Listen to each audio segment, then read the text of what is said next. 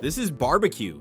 Slow cooked meat. Smoke, time, patience. Americans agree it's one of the greatest foods on earth. Americans do not agree on anything else about it. Brisket, salt, pepper, 12 hours. If you need sauce, you fail. Whole hog, vinegar, that's barbecue. Everything else is a cookout. We sauce everything. We're not apologizing. Stay mad. That's not barbecue.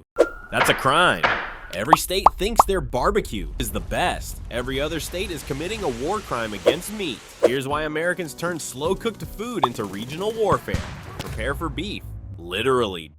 The fundamental problem with barbecue arguments is simple. The word barbecue doesn't mean the same thing anywhere. It's like if every state had a different definition of sandwich and they all wanted to fight about it, which actually they do that too, but that's another video.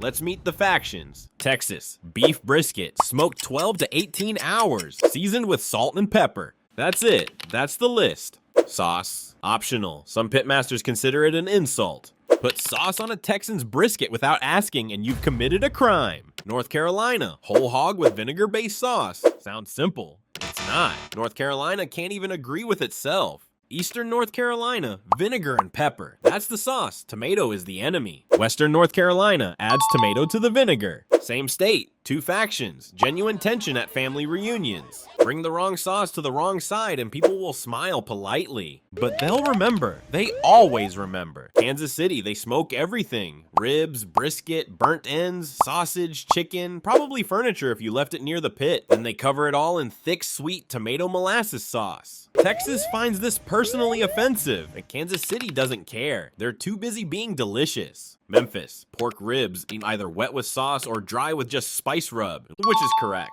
Ask a Memphis native and watch them have a quiet existential crisis. Alabama, in 1925, a man named Big Bob Gibson said, "What if the sauce was mayonnaise based?" Everyone else said, "That sounds completely insane." Big Bob said, "Trust me." And somehow, it works. The rest of the South still isn't sure how to feel about this. South Carolina uses mustard-based sauce, bright yellow, only state that does this. Everyone else, why? South Carolina, we don't owe you an explanation. Kentucky smokes mutton, also unique, also weirdly never gets talked about. According to the National Barbecue Association, yes, that's a real organization. There are at least 10 major regional barbecue styles in the US, each with distinct meats, woods, sauces, and sacred rules. Every region built its own barbecue religion, complete with commandments, all contradicting each other, all deeply personally held. But this chaos didn't come from nowhere. It has an origin story. America loves claiming barbecue as a homegrown, red-blooded American invention. It's not. Barbecue is a multicultural mashup built by basically everyone, most of whom don't get credit. The word barbecue comes from barbacoa, a Taino word from the Caribbean for a wooden frame used to smoke meat. Spanish colonizers saw this and said, "We're taking that, the word and the technique." Native American tribes had been smoking meat for thousands of years before anyone else showed up. But here's the part that often gets erased. West African enslaved people, starting in the 1600s, brought sophisticated grilling, smoking, and seasoning techniques that became the foundation of Southern barbecue. According to food historian Michael Twitty, Carolina whole hog barbecue descends directly from West African methods. Many of America's most famous barbecue traditions were created by enslaved cooks who received no credit, no pay, and no place in the history books. That's not a footnote, that's the foundation. Then in the 1800s, German and Czech immigrants arrived in Central Texas with butchery skills and a sausage obsession. They set up meat markets, smoked the leftover cuts, and accidentally invented Central Texas barbecue.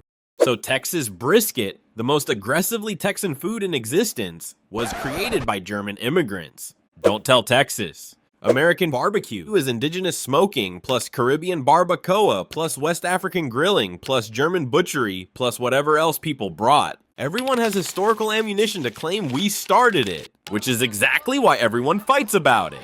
But regional ego really kicked in when geography and money got involved. In the 1800s, different regions had different animals, and humans are practical, so everyone just smoked whatever was walking around. Texas had cattle everywhere. Brisket was the cheap, tough cut nobody wanted until someone smoked it for 14 hours and accidentally created a religion. Carolinas had hogs running around the forest, so they developed whole hog barbecue to use every part. Waste nothing. Argue about vinegar forever. Kansas City was a railroad hub. Beef from Texas, pork from the South, spices from everywhere. So they said, what if we just smoked all of it? Memphis sat on the Mississippi River, a trade superhighway. Spices came through, pork was cheap, dry rubs were born. The river built Memphis barbecue, also Beale Street, but mostly the river. By the 1920s, the meat industry realized something powerful. Regional pride sells meat. Texas marketed beef as masculine and independent. Carolina pushed authentic Southern tradition.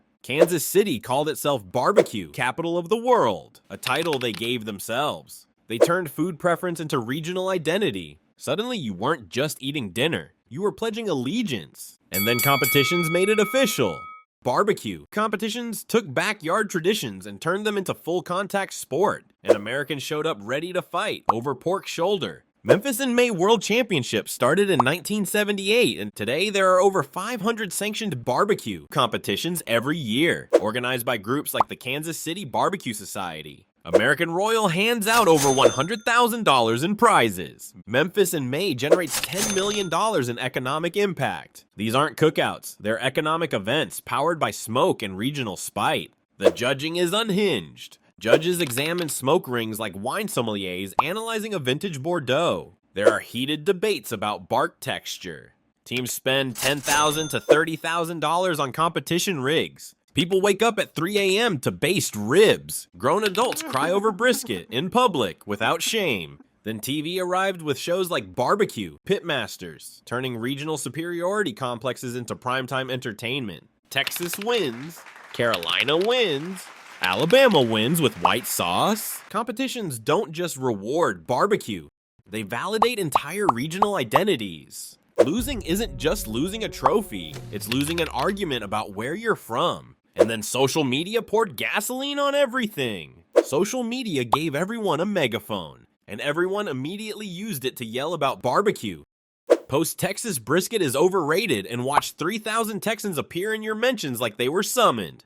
Barbecue content generates 2.4 billion impressions annually. The hashtag BBQ has been used over 50 million times on Instagram. This is not niche. This is mainstream combat. TikTok made it worse. Every dad with a $400 smoker became a barbecue influencer explaining why his backyard setup is superior to 200 years of tradition. Comment section, civil war.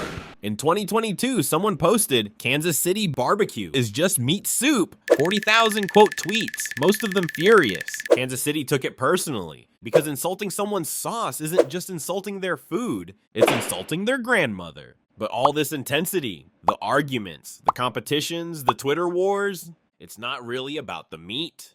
Here's the part that explains everything. Barbecue isn't just food, it's home. When people defend their regional barbecue, they're not really defending a cooking method. They're defending family, childhood, holidays, summer, identity, belonging. 70% of American households own a grill or smoker. 75% of grill owners say barbecue is connected to family traditions and memories. Barbecue crosses every divide. Class, race, politics, rich people barbecue, poor people barbecue, everyone barbecues. It's comfort, nostalgia, belonging, all wrapped in smoke. When someone says Carolina barbecue is better than Texas, here's what a Texan actually hears. You're not arguing about smoke rings. You're defending your origin story. Barbecue combines deep historical roots, regional pride, family tradition, competitive validation, personal identity, all in one dish. When food carries that much emotional weight, of course people fight about it.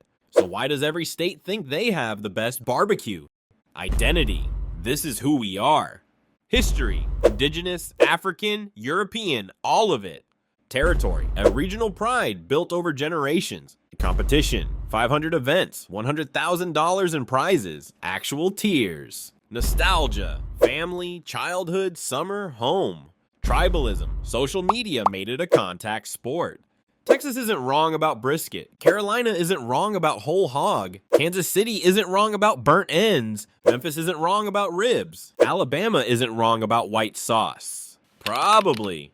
They're all correct because they're answering different questions about what barbecue should be. The fight isn't really about who makes better barbecue.